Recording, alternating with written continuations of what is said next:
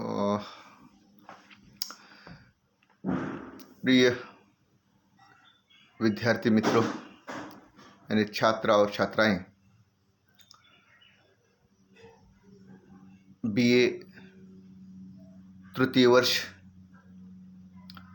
विषय है साहित्य शास्त्र और हिंदी आलोचना। प्रश्न पत्र क्रमांक 13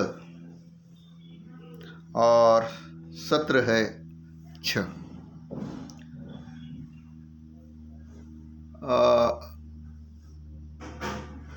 विद्यार्थी मित्रों, कोविड-19 का प्रादुर्भाव दिन ब दिन बढ़ता ही जा रहा है और इस प्रादुर्भाव को रोकने के लिए शासन की ओर से संचारबंदी का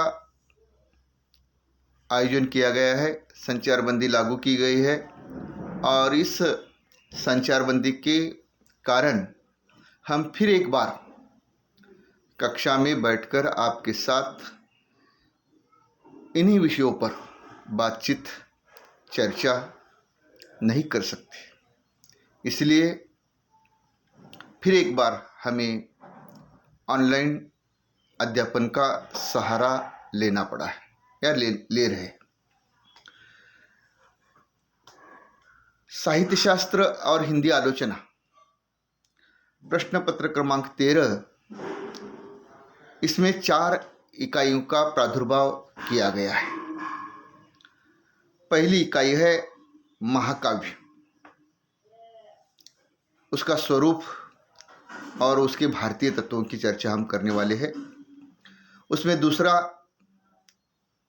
जो मुद्दा है वह है प्रगीत, स्वरूप और भेद, और तीसरा मुद्दा जो है वह गज़ल। इस प्रकार 3 बातें इसके अंतर्गत समाविष्ट की गई है, जिसमें गज़ल में स्वरूप और प्रमुख अंगों की चर्चा हम करेंगे। दूसरी इकाई है, इस दूसरी इकाई में 3 मुद्दों या 3 चैप्टर जिसे हम कह सकते हैं, उन 3 पाठ्यक्रमों पर हम यहाँ चर्चा करेंगे। ये पहला है एकांकी, जिसमें स्वरूप और तत्व उनकी चर्चा हम करेंगे। दूसरा है कहानी, कहानी का स्वरूप और तत्व की चर्चा हम करेंगे। और तीसरा है उपन्यास, स्वरूप और तत्व। इस प्रकार 3 इस पाठ्यक्रमों की चर्चा हम इस दूसरी इकाई में करने वाले हैं।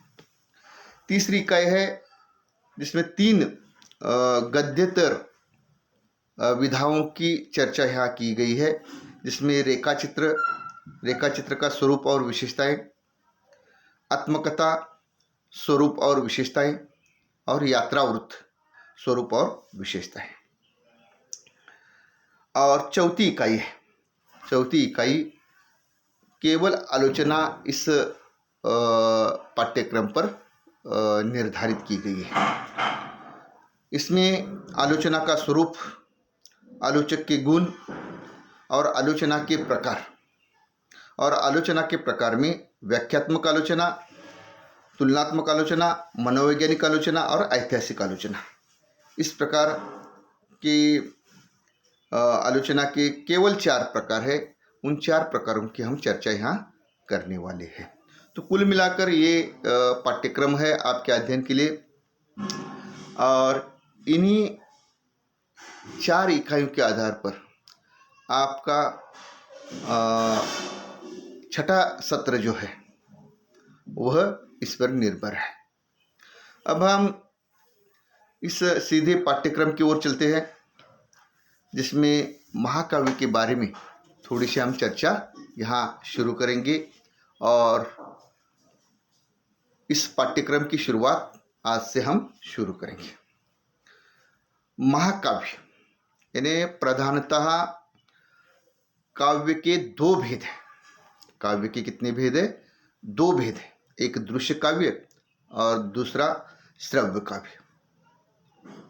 दृश्य काव्य और श्रव्य काव्य की हमने जो भेद है वह 5वें सत्र के अंतर्गत काव्य का स्वरूप, देखते वक्त हमने उसकी चर्चा की है। तो ये प्रमुख दो भेद हैं, दृश्य काव्य और श्रव्य काव्य। यानी श्रव्य काव्य के तीन भेद हैं। श्रव्य काव्य के कितने भेद हैं? तीन, गद्य, पद्य और चंपू। पद्य के अंतर्गत महाप्रबंध काव्य, प्रबंध काव्य, निबंध काव्य, मुक्तक काव्य, ये चार प्रकार पद्य के अंतर्गत आते हैं। गद्य के प्रकारों की हम चर्चा नहीं करेंगे और चंपू के भी प्रकारों की चर्चा यहाँ हम नहीं करने वाले। हम ये जो पद्य के चार प्रकार है, महाप्रबंध, प्रबंध, निबंध और मुक्तक, इन चार प्रकारों में से प्रबंध काव्य के अंतर्गत जो आने वाले भेद हैं, उन भेदों की चर्चा हम यहाँ करने वाले हैं। प्रबंध काव्य के अंतर्गत दो भेद हैं, पहला है महाकाव्य और दूसरा है खंड काव्य। तो आज हम महाकाव्य की चर्चा यहाँ करने वाले हैं। महाकाव्य की विशेषताएं, यानी महाकाव्य के स्वरूप, उसकी धारणा का बहुत विवेचन यानी संस्कृत काव्य ग्रंथों में किया हुआ दिखाई देता है। और यहाँ हम पहले विभिन्न विद्वानों द्वारा महाकाव्य की जो विशेषताएं हैं, उन विशेषताओं की हम चर्चा यहाँ करने वाले हैं। तो अग्निपुराण नाम का एक संस्कृत ग्रंथ है, उस ग्रंथ में महाकाव्य की विशेषताओं को लेकर चर्चा की हुई दिखाई देती है। अग्निपुराण में ऐसा लिखा है, अग्निपुराण में ऐसा लिखा है कि महाकाव्य सर्गबद्ध रचना है। महाकाव्य कैसी रचना है? सर्गबद्ध रचना है। और ये सर्ग विभिन्न वृत्तांत वाले होते हैं, यानी विभिन्न वृत्तांत यानी भिन्न भिन्न कहानियों से इन सर्गों की निर्मिति की जाती है। और ये सर्ग विस्तृत होते हैं, यानी महाकाव्य सर्गबद्ध रचना है। इसमें विभिन्न सर्ग जो विभिन्न वृत्तांत वाले होते हैं, और ये विभिन्न वृत्तांत वाले सर्ग विस्तृत होते हैं। दूसरी बात है, इस महाकाव्य में का जो नायक होता है वो कैसा होता है? इतिहास प्रसिद्ध होता है व्यक्ति। नायक जो होता है वो इतिहास प्रसिद्ध अथवा महात्मा, सज्जन, ऐसा एक व्यक्ति होता है जिसके वास्तविक जीवन पर इसका कथानक आधारित होता है। महाकाव्य का जो नायक होता है वो इतिहास प्रसिद्ध होता है अथवा महात्मा, सज्जन व्यक्ति के वास्तविक जीवन को आधार बनाकर इसकी कथानक की बुनावट की जाती है। इसमें भिन्न भिन्न छंदों का प्रयोग किया जाता है, यानी महाकाव्य में छंदों का प्रयोग होता है। और ये छंद कैसे होते हैं? भिन्न भिन्न छंदों का प्रयोग, यानी विभिन्न छंदों का प्रयोग इसके अंतर्गत किया जाता है। चौथी विशेषता है कि इसमें वर्णन आता है। अतः वर्णन के अंतर्गत नगर का वर्णन है, वन, उपवन, पर्वत, चंद्र, सूर्य, आश्रम, वृक्ष, उपवन, जल क्रीड़ा, मधुपान, उत्सव आदि का वर्णन महाकाव्य के अंतर्गत किया जाता है। महाकाव्य में विभिन्न रूढ़ि परंपराओं का, मनुष्य की भिन्न भिन्न प्रवृत्तियों का और इनमें विभिन्न रसों का प्रयोग किया जाता है। यानी वर्णन के अंतर्गत कौन कौन सी बातें आती है? नगर, वन, पर्वत, चंद्र, सूर्य, आश्रम, वृक्ष, उपवन, जल क्रीड़ा, मधुपान और उत्सव। और इसी के साथ साथ महाकाव्य में समाज में प्रचलित जो भिन्न भिन्न रूढ़ि परंपराएं हैं उसका चित्रण होता है। साथ ही साथ मनुष्य की भिन्न भिन्न जो प्रवृत्तियाँ होती हैं उन प्रवृत्तियों का वर्णन होता है और इसमें रसों का चित्रण किया जाता है। यानी महाकाव्य के अंतर्गत इन सारी बातों का वर्णन किया जाता है।